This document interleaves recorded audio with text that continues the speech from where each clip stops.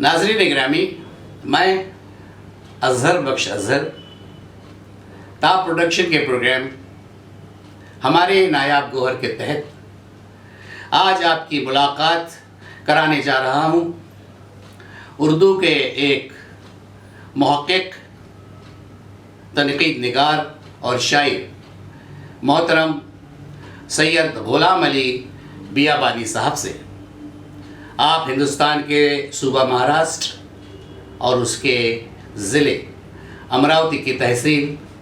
اچل پور میں آپ سکونت پذیر ہیں۔ گویا کہ آج ہم آپ کی ملاقات اس انسان سے کرانے جا رہے ہیں جو مرے لوگوں کو دوبارہ زندہ کرنے کا کام کر رہا ہے۔ ایک طنز نگار نے ان کے متعلق فرمایا کہ غلام علی صاحب گڑے مردے اکھاڑ رہے، ہم تو انہیں ایک ادبی مسیحا مانتے ہیں جو مردوں میں جان پھونکتا ہے۔ مرے لوگوں میں پھر سے زندگانی کون دیتا ہے، بیابانوں کو لا کر شادمانی کون دیتا ہے۔ آپ کا تنقید اور تحقیق جیسے خشک موضوع کی طرف آپ کیسے رجوع ہوئے؟ جب میں میٹرک کامیاب ہوا تو میٹرک کے بعد میں نے جب کتابیں پڑھی تو بچپن سے ہی، ابتدا ہی سے مجھے تحقیق و تنقید کی کتابیں ہی پسند آتی تھیں اور شعر شاعری بھی ہوئی، لیکن زیادہ تر میرا رجحان تحقیق و تنقید کی طرف ہی رہا۔ اور اس کے بعد جب یہ ڈاکٹر عبدالرحیم، قاسم رضا، وسیم الدین جاورا، میر مظہر علی صاحب، یہ سب یہاں پر آ کر مخطوطات کی تلاش کرتے تھے تو میں بھی ان کے ساتھ رہا کرتا تھا۔ اور میں نے جب مخطوطات پڑھے تو مجھے لگا کہ بھائی یہ تو بہت ہی زوردار کام ہے، کیونکہ پیلش پور میں ایسے ایسے علماء گزرے ہیں، ایسے ایسے عالم جید شاعر، اور جن کا آج نام و نشان نہیں جانتا، لوگ نام و نشان نہیں جانتے، لیکن ان کے قلمی نسخے جب میں نے دیکھے تو میں نے یہ سوچا کہ یہ تو اپنے پر قرض ہے۔ جب تک ہم ان بزرگوں کی تدوین نہ کریں، بزرگوں کے قلمی نسخوں کی تدوین کر کے لوگوں کے سامنے اچل پور کی تاریخ و ثقافت کو سامنے نہ لائیں، اس وقت تک کہ اپنا علم کوئی معنی نہیں رکھتا۔ تو میں اس طرف رجوع ہوا اور میں نے بہت زیادہ قلمی نسخے جمع کیے اور جمع کر کے جو بزرگوں کے اچھے اچھے نسخے رہتے تھے ان کی تدوین کی طرف رجوع ہوا، اور آج اسی کے نتیجے میں میں بہت سارے نسخوں کو حاصل کر چکا ہوں اور ایک ایک کر کے کتابیں میری شائع ہو رہی ہیں۔ اب تک آپ کی 2 کتابیں منظر عام پر آ چکی ہیں۔ پہلی ہے شہادت الانوار، علاقۂ ودربھ کا پہلا نثر نگار، اور دوسری کتاب ہے کلیات طرب، علاقۂ ودربھ کا پہلا صاحب دیوان ہندو شاعر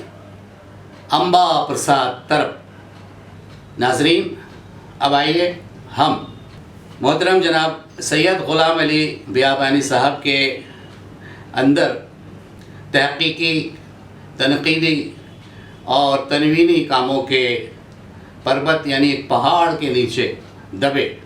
ان کے شاعر کو بھی سنتے ہیں۔ علامہ اقبال کے ایک مصرے پر طرحی غزل، ارشاد خودی کو کر بلند اتنا کہ ہر تقدیر سے پہلے، خودی کو کر بلند اتنا کہ ہر تقدیر سے پہلے، تمنا خود ہی پوری ہو کسی تاخیر سے پہلے۔ شکایت کر رہی ہیں سارے البم کی وہ تصویریں،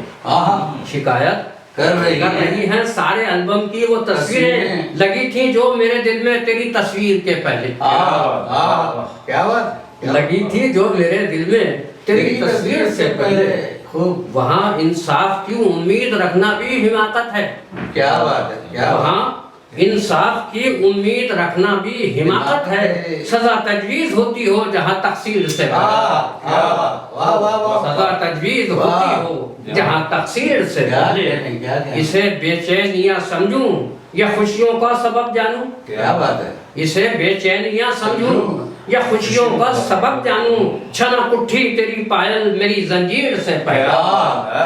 چھنا کٹھی تیری پائل میری زنجیر سے پہلے، کہاں کی منزلیں کیسی حویلی کیسی محرابیں، کہاں کی منزلیں کیسی حویلی کیسی محرابیں، اگر گرنے لگے جب حوصلہ تعمیر سے پہلے، اگر گرنے لگے جب حوصلہ تعمیر سے پہلے، کیا بات ہے، جو ضبط غم سے باقی تھے وہ آنسو شیر بن بیٹھے، جو ضبط غم سے باقی تھے وہ آنسو شیر بن بیٹھے۔ غزل میں درد کے موتی کہاں تھے میر سے پہلے، غزل میں درد کے موتی کہاں تھے میر سے پہلے، جو ضبط غم سے باقی تھے وہ آنسو شیر بن بیٹھے، غزل میں درد کے موتی کہاں تھے میر سے پہلے۔ نفاق اور عیش کوشی نے مٹا ڈالا انہیں سید، نفاق اور عیش کوشی نے مٹا ڈالا انہیں سید، گئی جو عزت سادات بھی جاگیر سے پہلے۔ ناظرین اکرامی،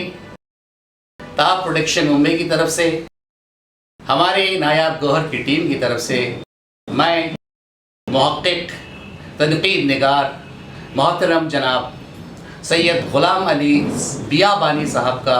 دل کی گہرائیوں سے شکریہ ادا کرتا ہوں کہ وہ ہمارے اس پروگرام میں تشریف لائے۔ ساتھ ہی آپ سب کا بھی شکریہ ادا کرتا ہوں کہ آپ ہمارے پروگرام کو پورے دلچسپی کے ساتھ دیکھ رہے ہیں۔ ہم بہت جلد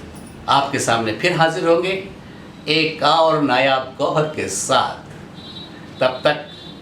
ہمیں اجازت دیں، اللہ حافظ۔